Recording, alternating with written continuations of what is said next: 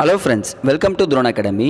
நம்ம இன்றைக்கி இந்த வீடியோ பதிவில் என்ன பார்க்க போகிறோம்னு பார்த்தீங்கன்னா 2022-23 ஆண்டு நடந்த ஜேஎஸ்ஓ எக்ஸாம்லேருந்து ஒரு இம்பார்ட்டன்ட் கொஷின்ஸ் பார்க்க போகிறோம். ஓகேங்களா, இது ஒரு ஜியாகிரஃபி கொஷின்ஸ்க்கு. ஓகேங்களா, இந்த கேள்வி எப்படி கேட்டிருக்காங்க, எப்படி ஆன்சர் பண்ணலாம், எங்கேருந்து கேட்டிருக்காங்கன்ற வரைக்கும் நம்ம பார்த்துடலாம்.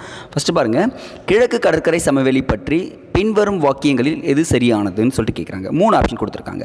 கிழக்கு கடற்கரை சமவெளி கிழக்கு தொடர்ச்சி மலைக்கும் அரபிக்கடலுக்கும் இடையே அமைந்துள்ளதுன்னு கேட்குறாங்க. செகண்ட் ஆப்ஷன் பாருங்கள், மகாநதிக்கும் கிருஷ்ணா நதிக்கும் இடைப்பட்ட பகுதி பார்த்திங்கன்னா வட சர்க்கார் என அழைக்கப்படுகிறது. 3வது ஆப்ஷன் பாருங்கள், கிருஷ்ணா மற்றும் காவேரி ஆற்றுக்கு இடைப்பட்ட பகுதி சோழ மண்டல கடற்கரை என அழைக்கப்படுகிறதுன்னு சொல்லிட்டு கொடுத்துருக்காங்க. 3 ஆப்ஷனும் கொடுத்துருக்காங்க. சரிங்களா, இதில் நம்ம ஒன்று எலிமினேஷன் பண்ணிவிட்டு என்ன பண்ணிடலாம், மீதி எல்லாத்தையுமே ஆப்ஷன் ஈஸியாக போடலாங்க. எப்படி சார் எலிமினேஷன் பண்ணுறது பாருங்கள், நமக்கு இந்த ஒன்றும் இல்லை, வடக்கு தெற்குன்னு போட்டு தெரிஞ்சிருந்தாலே போதும். ஓகேங்களா, இதுதான் நம்ம பாருங்கள், இது மேற்கு கடற்கரைன்னு சொன்னாங்கன்னா இது கிழக்கு கடற்கரைன்னு சொல்லலாமா.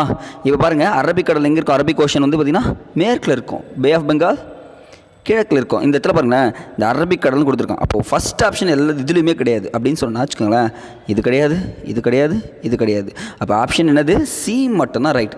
முடிஞ்சே போச்சு ஆன்சர்ஸ். இது ஸ்மார்ட்டாக கண்டுபிடிக்கிறது. ஓகேங்களா, இதுதான் நம்ம ட்ரிக்கியாக யூஸ் பண்ணுறது. ஆனால் படிச்சிருந்தால் இன்னும் கொஞ்சம் நல்லாயிருக்கும். பாருங்கள், இது 10th புக்கில் இந்தியாவின் அமைவிடம் சொல்லிட்டு இருக்கோம். அதில் கிழக்கு கடற்கரை சமவெளின்னு சொல்லிட்டு கொடுத்துருப்பாங்க. இங்கே அந்த லைன் அப்படியே மாறாமல் கொடுத்துருக்காங்க. பாருங்கள் சார், நம்ம ஏற்கனவே படிச்சிருக்கோம், அந்த படித்த லைன் இன்னும் மாறாமல் அப்படியே கேட்டிருக்காங்களா அப்படின்ற ஒரு விஷயம் நமக்கு தெரியணும்ல. பாருங்கள், மகாநதிக்கும் கிருஷ்ணா நதிக்கும் இடைப்பட்ட பகுதி என்னென்னு அழைக்கப்படுதுன்னா வட சர்க்கார் என அழைக்கப்படுகிறது. கரெக்டாக? கரெக்டு. ஃபஸ்ட்டு அங்கே கொடுத்துருக்காங்க பாருங்கள், இங்கே பாருங்கள், மகாநதிக்கும் கிருஷ்ணா நதிக்கும் இடைப்பட்ட பகுதி என்ன அழைக்கப்படுகிறது, செகண்ட் ஆப்ஷனில் வட சர்க்கார் என அழைக்கப்படுகிறது. அடுத்த கேள்வி பாருங்கள், அடுத்த கேள்வி இந்திய பாருங்கள், கிருஷ்ணா மற்றும் காவேரி ஆற்றுக்கு இடைப்பட்ட பகுதி சோழ மண்டலம் என அழைக்கப்படுகிறது. அதுக்கு லைன் கீழே கொடுத்துருக்காங்க பாருங்கள். பாருங்கள், கிருஷ்ணா மற்றும் காவேரி ஆற்றுக்கு இடைப்பட்ட பகுதி சோழ மண்டலம் என அழைக்கப்படுகிறது. அப்போ பாருங்கள், இங்கேருந்து ஆரம்பித்து இங்கேயே என்ன பண்ணிட்டாங்க, 2 ஆப்ஷன்ஸ் செலக்ட் பண்ணிட்டாங்க. சரிங்களா, அப்போ இந்த எக்ஸாம் பாயிண்ட் ஆஃப் வியூவில் ஆன்சர் சி தான் கரெக்டு. ஓகேங்களா, சரி, ஓகே சார். அப்கமிங் டேஸில் இந்த கிழக்கு கடற்கரை சமவெளியை வச்சு எந்த மாதிரி கேள்விகள் கேட்கலாம் அப்படின்னு சொல்லிட்டு பார்த்திங்கன்னா நம்ம ஒரு 3 கேள்வி வேறு வச்சுருக்கோம். ஓகேங்களா, ஏன்னா இங்கே கிழக்கு கடற்கரை சமவெளியில் பார்த்திங்கன்னா கிழக்கு தொடர்ச்சி மலைகள் இருக்கும்.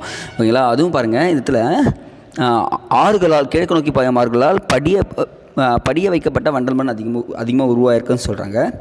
செகண்ட் ஆப்ஷன் பாருங்கள், இந்த ஏரி இருக்கும், எந்த வந்து கோதாவரி ஆற்றுக்கும் கிருஷ்ணா ஆற்றுக்கும் இடையே கொல்லேரி ஏரி உள்ளது.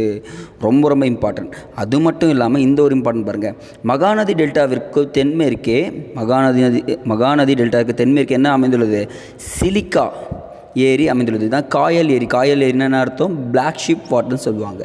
ஓகேங்களா, அப்படின்னா என்ன அர்த்தம்னா நன்னீரும் உப்பும் கலந்து உப்பு நீர் ஏரியாக இருக்கும். சரிங்களா, அதுதான் பிளாக் ஷீப் வாட்டர்னு சொல்லுவாங்க, காயல் ஏரி. ஓகேங்களா, அடுத்து பார்த்திங்கன்னா 3வது கேள்வி என்னன்னு கேட்கலான்னு பார்த்தீங்கன்னா, தமிழ்நாடு மற்றும் ஆந்திர பிரதேச எல்லையில் பழவேற்காடு, தட்ஸ் கால்ட் புலிக்காட் ஏரி அமைந்துள்ளது. அப்போ 3 கேள்விகள் இதில் அடங்கிடுது. சரிங்களா, அப்போ இந்த ஒரு பேராகிராஃபை படிச்சிட்டாலே 10th புக்கில் நம்ம என்ன பண்ணிடலாம், இந்த கொஷின்ஸை ஈஸியாக அட்டன் பண்ணியிருக்கலான்றது நமக்கு தெளிவாக தெரியுது.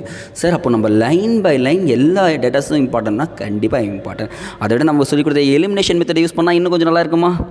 எலிமினேஷனை ட்ரை பண்ணுங்கள், அதேமாதிரி கான்செப்டை ஃபுல்லாக படிச்சிடுங்க. சரிங்களா, அடுத்த வீடியோவில் சந்திக்கிறேன். நன்றி.